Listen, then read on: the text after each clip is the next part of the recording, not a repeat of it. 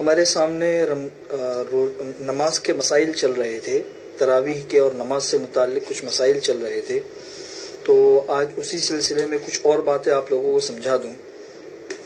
ایک بات تو یہ ہے کہ لوگ پوچھتے ہیں کہ اگر کسی شخص نے جیسے فرض اور واجب نماز ہے، وہ تو جتنی رکعت کی نیت کی ہے اتنی ہی رکعتیں پوری کرنی ہے، لیکن فرض اور واجب کے علاوہ سنت ہے اور نفل ہے، وہ اگر 4 رکعت کی نیت کر کے نماز شروع کی اور 2 کے اوپر سلام پھیر دی تو کیا حکم ہے؟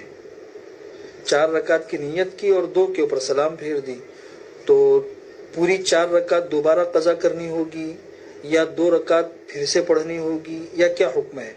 تو یہ سمجھ لیجئے کہ جو نفل اور سنتیں ہوتی ہے اس کی ہر 2 رکعت مستقل ایک الگ نماز ہوتی ہے، ہر 2 رکعت۔ اس لیے اگر 4 رکعت کی نیت کر کے 2 رکعت پہ سلام پھیر دیا تو مستقل الگ سے کچھ پڑھنے کی ضرورت نہیں ہے۔ 2 رکعتیں آپ نے پوری کر لی اور 2 رکعتیں جو آپ کی باقی تھی، چونکہ آپ نے اسے شروع کیا ہی نہیں ہے تو پھر اسے پورا کرنا بھی ضروری نہیں ہے۔ نفل اور سنت کا معاملہ یہ ہے کہ نفل شروع کرنے سے پہلے نفل ہوتی ہے، شروع کرنے کے بعد پھر اس کو پورا کرنا واجب ہو جاتا ہے۔ لیکن چونکہ نفل اور سنت کی ہر 2 رکعت جو ہے وہ مستقل ایک نماز ہوتی ہے، اس لیے 2 رکعت آپ کی پوری ہو گئی اور دوسری 2 رکعت ابھی آپ نے شروع کی نہیں ہے، اس لیے اس کو پورا کرنا بھی ضروری نہیں ہے۔ دوسرا مسئلہ یہ سمجھ لیجئے کہ کچھ لوگ ہوتے ہیں جن کے ذمے بہت سی قضا نمازیں ہوتی ہیں، تو اس بات کی کوشش کرنی چاہیے کہ نوافل اور سنن غیر مؤکدہ کی ادائیگی سے بہتر ہے کہ فرض نماز جو قضا ہمارے ذمے باقی ہے اس کے لیے وقت نکالا جائے۔ بہت سے لوگ ہوتے ہیں ان کے ذمے بہت ساری قضا نمازیں ہوتی ہیں، لیکن وہ نوافل زیادہ سے زیادہ پڑھتے ہیں، سنت غیر مؤکدہ زیادہ سے زیادہ پڑھتے ہیں، لیکن قضا نمازوں قضا کرنے کی کوئی فکر نہیں کرتے۔ اس لیے رکھے کہ فرض سنت مؤکدہ پہ ہے، اس کے علاوہ جو بھی نفل پڑھنی ہو یا سنت غیر مؤکدہ پڑھنی ہو تو اس کی جگہ پہ کوئی نہ کوئی قضا نماز پڑھ لی جائے تو قضا نماز بھی ہمارے ذمے سے ادا ہوتی رہے گی۔ تیسرا مسئلہ یہ ہے کہ بہت سے لوگ نماز پڑھتے ہیں اس حال میں کہ ان کو بہت شدید تقاضا ہوتا ہے قضائے حاجت کا، قضائے حاجت کا تقاضا ہوتا ہے، اسی دوران وہ جلدی جلدی نماز پڑھ لیتے ہیں۔ تو یہ دھیان میں رکھے کہ طبعی ضرورت ہو تو اس وقت میں اور اس کے پریشر کی حالت میں جو نماز پڑھی جاتی ہے، اس طریقے سے نماز پڑھنے سے احادیث میں ممانعت آئی ہے۔ حضور اکرم صلی اللہ علیہ وسلم نے منع کیا ہے کہ اس حالت میں نماز نہیں پڑھنی چاہیے، لیکن اس کے باوجود اگر کسی شخص نے طبعی ضرورت کے پریشر کے باوجود نماز پڑھ لی تو کراہت تحریمی کے ساتھ نماز ہو جائے گی۔ کراہت تحریمی کے ساتھ نماز ہو جانے کا مطلب یہ ہے کہ اگر یہ نماز لوٹائی نہیں تو نقصان کے ساتھ بھی یہ نماز ادا ہوگی، اور اگر لوٹا لی تو بہت اچھا ہے۔ لیکن کراہت تحریمی کے ساتھ جو نماز ادا کی جاتی ہے اس کا حکم بھی سن لیجئے کہ مکروہ تحریمی کے ساتھ جو نماز ادا ہوتی ہے اس کا حکم یہ ہے کہ جب تک اس نماز کا وقت باقی ہے تب تک اس نماز کو لوٹانا واجب ہوتا ہے، اور نماز کا وقت نکل جانے کے بعد پھر اسے لوٹانا مستحب ہے، واجب نہیں ہے۔ جب تک نماز کا وقت باقی ہے تب تک اس کو لوٹانا واجب ہے، نماز کا وقت نکل گیا اب مستحب ہے، واجب نہیں ہے۔ کیوں؟ یہ اس وجہ سے کہ طبعی جب ضرورت ہوتی ہے انسان کو تو اس وقت میں انسان کی توجہ اللہ کی طرف نہیں رہتی ہے اور نماز میں یکسوئی نہیں رہتی ہے، بلکہ انسان کا ذہن الجھا ہوا رہتا ہے، اور نماز کے اندر بنیادی چیز یہی ہے کہ انسان کی مکمل توجہ اللہ کی طرف ہو اور وہ یکسو ہو۔ اس بنیاد پر یہ چیز مکروہ تحریمی ہے۔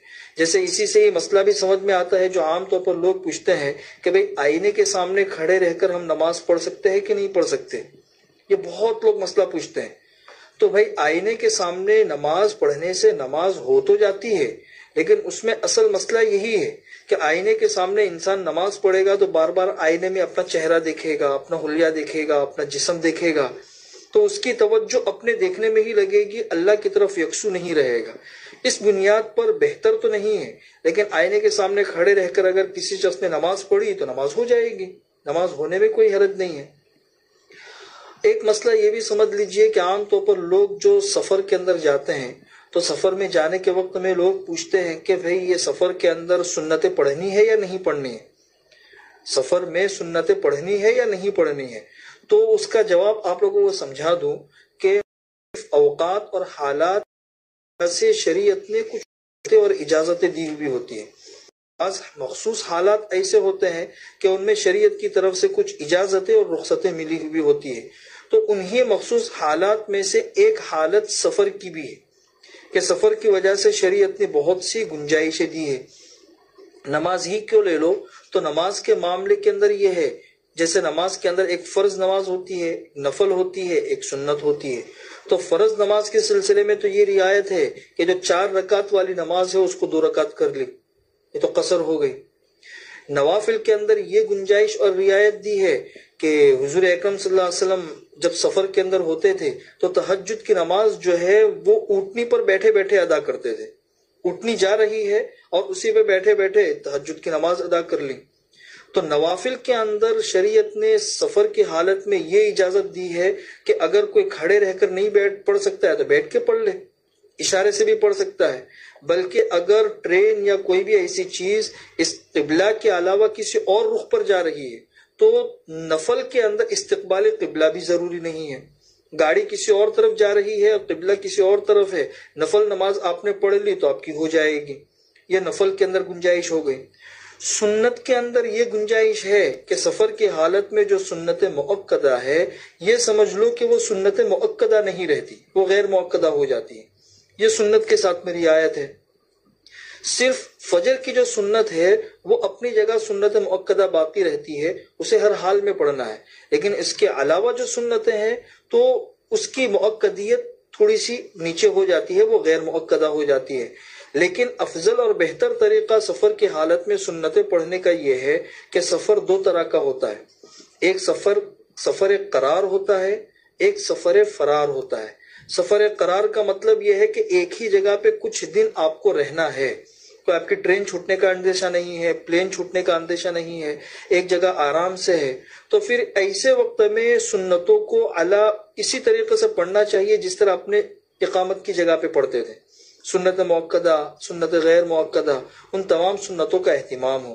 لیکن اگر سفر فرار ہے، جیسے آپ کی ٹرین چھوٹ رہی ہے یا ٹرین کے اندر ہے، وہاں پہ نماز پڑھنے کی اتنی فیسلٹی نہیں ہے، پلین آپ کا چھوٹ رہا ہے، یہ بھاگم دوڑی والا سفر ہے، تو ایسے سفر کے اندر پھر صرف کم سے کم سنتوں میں فجر کی سنتوں کا اہتمام ہو اور باقی سنتیں شریعت نے معاف کر دی ہے.